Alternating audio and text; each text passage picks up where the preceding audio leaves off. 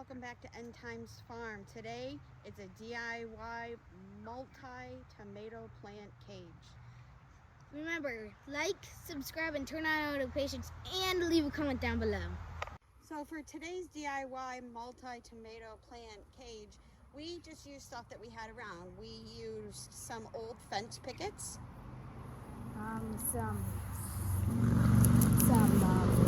Some baler twine. And rubber mallet. And what else? A staple gun.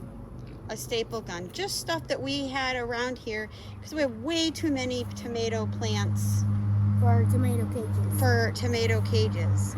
We already did this because I don't have my tripod yet, and so we went ahead and did it, and now let's show you exactly how we did it. Well, we used fence pickets for its anchor for the string we used, and then we just wrapped the string around 4 times,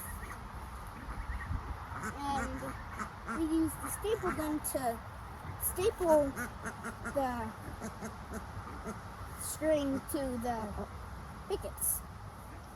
So as you can see, we have a lot of tomato plants, so it was going to be very costly to use tomato cages for each single one.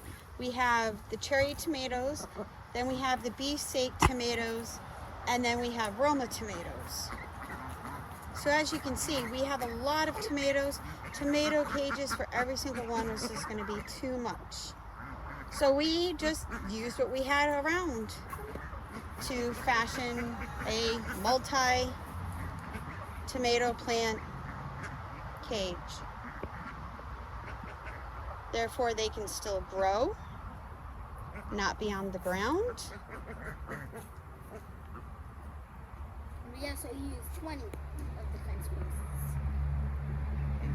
And we saved a whole bunch of money.